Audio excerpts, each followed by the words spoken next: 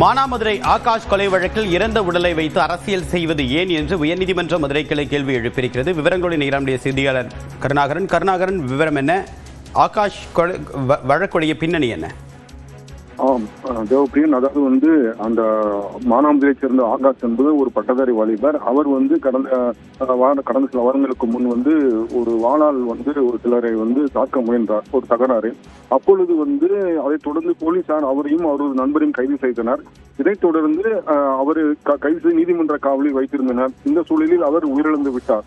இந்த சூழலில் அவரது தந்தை என்னுடைய காவலர்கள் என் மகனை தாக்கியதால் உயிரிழந்து விட்டார் என்று மனு தாக்கல் செய்து அந்த வழக்கு விசாரணை சென்று கொண்டிருக்கிறது. இந்த சூழலில் சமூக ஆர்வலர் செல்வகுமார் என்பவர் உயர்நீதிமன்ற மதுரையில் மனு தாக்கல் செய்திருந்தார். அந்த மனுவில் ஆகாஷின் உயிரிழப்பு தொடர்பாக அந்த குற்றம் சாட்டப்பட்ட காவல்துறை அதிகாரிகள் உடனடியாக கைது செய்ய வேண்டும், சிவகங்கை மாவட்டத்தில் உள்ள அனைத்து காவல்துறை அதிகாரிகள் மற்றும் காவலர்களை வேறு மாவட்டத்திற்கு மாற்றம் செய்ய வேண்டும் உள்ளிட்ட கோரிக்கைகள் அடிப்படையில் மனு தாக்கல் செய்திருந்தார். இந்த மனு நீதிபதிகள் சதீஷ்குமார் மற்றும் ஜோதிராமன் அமர்வில் விசாரணைக்கு வந்தது.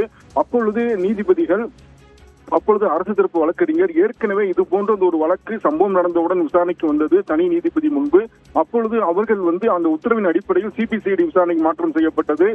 உடற்கூறாய்வு பதிவு செய்யப்பட்டுள்ளது, SC/ST சட்டத்தின்படி வழக்கு பதிவு செய்யப்பட்டுள்ளது, இழப்பீடு வழங்கப்பட்டுள்ளது, பல்வேறு நடவடிக்கைகள் எடுக்கப்பட்டு வருகிறது. காவலர்கள் 6க்கும் மேற்பட்டு இடைநீக்கம் செய்யப்பட்டுள்ளனர். தற்பொழுது மேஜிஸ்ட்ரேட்டின் விசாரணை அறிக்கை மற்றும் பிரேத உடற்கூறாய்வு அறிக்கையின் இறுதி அறிக்கை வந்தவுடன் அடுத்த கட்ட நடவடிக்கை எடுக்கப்படும், விசாரணை சென்று கொண்டிருக்கிறது என்று வாதிட்டார். இதை பதிவு செய்து கொண்ட நீதிபதிகள் கூறுகையில், ஒரு உடலை வைத்து ஏன் அரசியல் செய்கிறீர்கள்?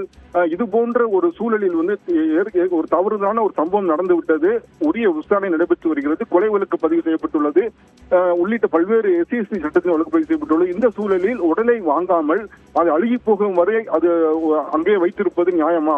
மனுதாரர் உடனடியாக அந்த பெற்றோருடன் பேசி உடலை வாங்கி கண்ணியமாக உடலை அடக்கம் செய்ய உரிய நீதி வலியுறுத்த வேண்டும். நாங்களும் வலியுறுத்துகிறோம். வழக்கு விசாரணை உயர்நீதிமன்றம் கண்காணிக்கிறது, சரியான பாதையில் சென்று கொண்டிருக்கிறது. அரசு தரப்பு வழக்கறிஞர் கால அவகாசம் கோரியுள்ளார். எனவே இந்த மனுவை நாங்கள் தள்ளுபடி செய்கிறோம் என்று உத்தரவிட்டனர். தேவப்பிரியன், விரிவான தகவலுக்கு நன்றி கருணாகரன்.